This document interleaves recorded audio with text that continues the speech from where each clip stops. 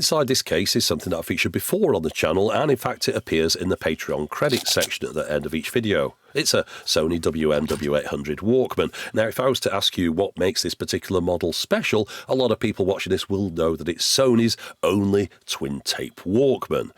This enabled you to do tape-to-tape copies in a device that could fit inside a large jacket pocket. Now, I made a video featuring this model 7 years ago, but it's a device that still regularly does the rounds on social media. Someone will post up a picture of it and say, hey, look at this amazing thing from the 1980s. I've never seen anything like it before. And then someone in the comments will say, you know what, I think Techmoan would love this. And then someone will send me a link to the post to have a look at this amazing Walkman, and this sequence of events repeats every few months. Now, whilst it is an oddity, it's not really all that. Back in 1985, it really was something that very few people would have been interested in. Despite being almost 40 years ago, I can still remember exactly what I thought of it the first time that I saw it. And that's because I still have this Christmas 1985 Lasky's catalogue that I picked up at the same time that I spotted it in a display cabinet in their St Mary's Gate store in Manchester city centre.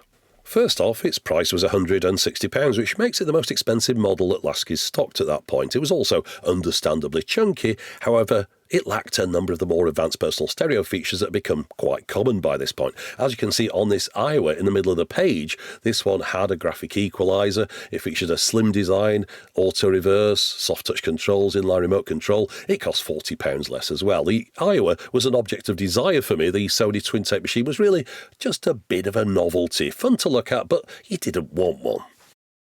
Other than the novelty value, though, it really was quite a basic machine. It utilised two WM10 mechanisms sandwiched together.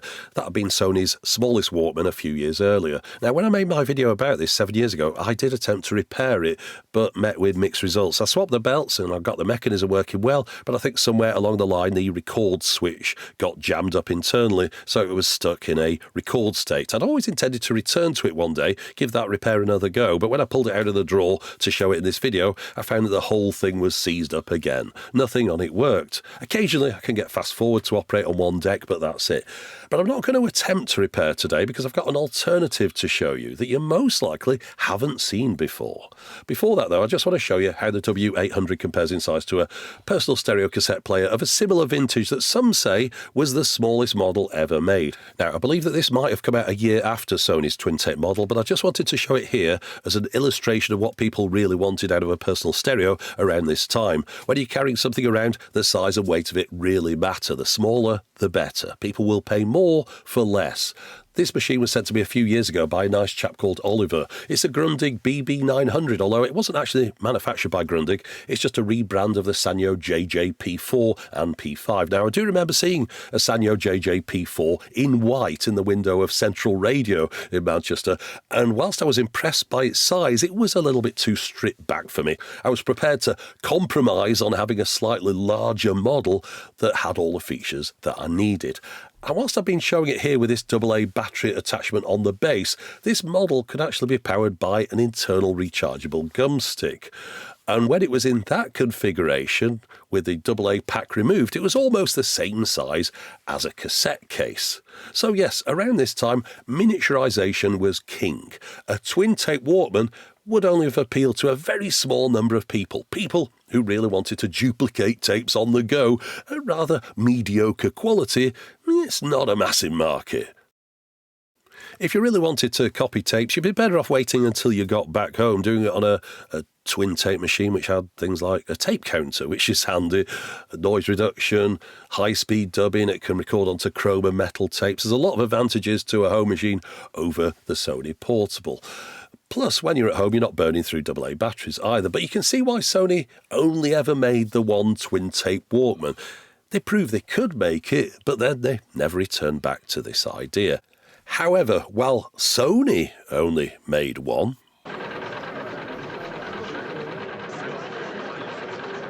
Yes, it turns out there is another system, a second far less well-known twin-tape personal stereo from around the same time, the RX-HD10 from Panasonic. Deck 1's play, Deck 2 is record. Just like the Sony, you can copy from one tape to another. However, this also features auto-reverse, as well as something else missing from the Sony, a radio tuner. Yeah, this is a twin-deck stereo radio cassette recorder. Something else it also does that my Sony doesn't is work on both decks.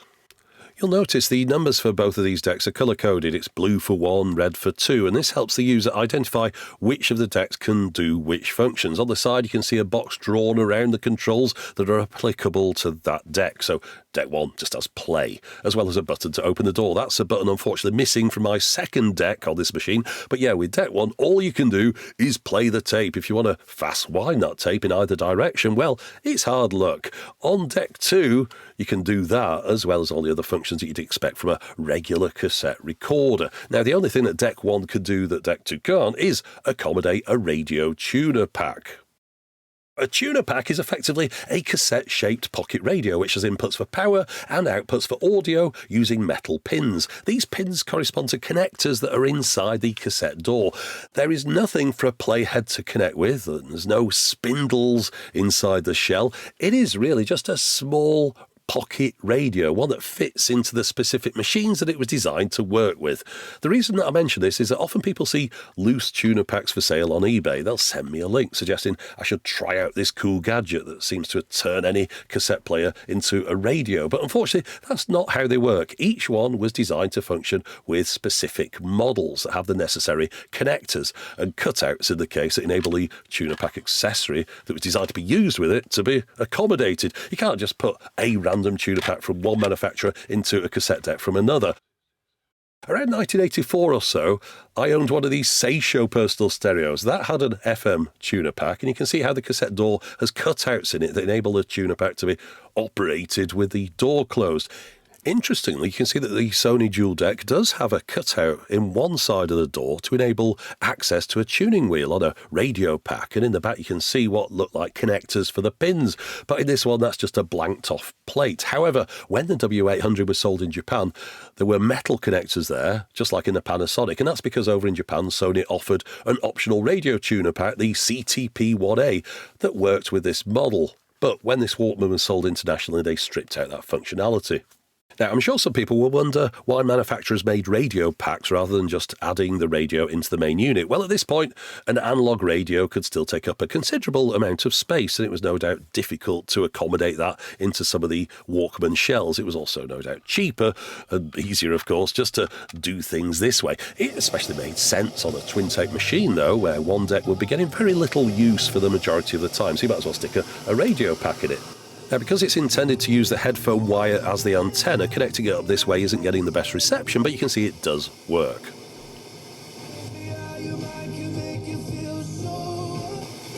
Now, just like the Sony, the Panasonic model was powered by 2 AA batteries. But another thing it has in common with the Sony machine is that Dolby noise reduction only functions on playback. It's not for adding on to recordings. Recording was also restricted to using just Type 1 tape formulations. The switch to select between the different formulations, again, is just for playback only. Although it's all a bit academic with this particular machine because I don't plan on playing many tapes with it at the moment for rather obvious reasons.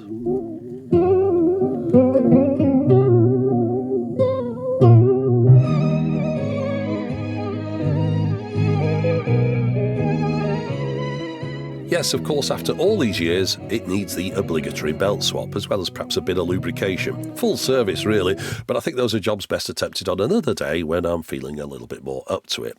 So that's it. In front of you are the only 2 twin-tape personal stereos ever made. One that's rare, and one that's even rarer. First off, got to apologise about the voice. I'm recovering from a cold and it's taking forever to come back. I hope I didn't disrupt your enjoyment of the video too much. Back in the day when I first saw one of these in the shop, I dismissed it as an interesting and fun novelty, but not something that I'd want for myself. Now, I had no idea back then. It was only in recent years that I found out that Panasonic had done the same thing.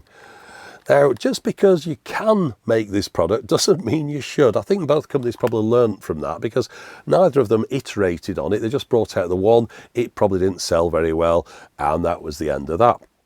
Now, in recent years, when I see these things popping up on social media, they've been framed a little bit as the thing that the coolest kid in class would have had back in the 80s. You would have been like the king of the school if you'd had one of these. Nah, it wasn't like that at all. Honestly, most people would have wanted a small, slim one with lots of features on it. There will have been some people that would have liked the idea of these, but I mean, it's a very, very small percentage, the people that needed to do tape-to-tape recordings on the go. And even those people, you're not doing that all the time. Most of the time, you just want to take around a personal stereo to listen to one cassette, and then you're carrying around an empty cassette well with you as well, in a big chunky box. So yeah, I'm not dismissing them though, because the thing is, the products of the past, the ones that didn't sell, the ones that were a bit of a weird idea, that's what this channel's about.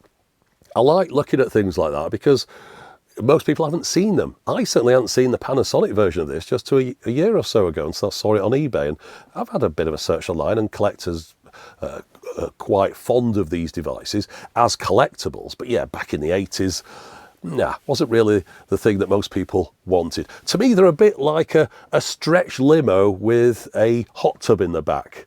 Yeah, it'll attract your attention, but you wouldn't really want it as your daily driver. Anyway, that's it for the moment. As always, thanks for watching.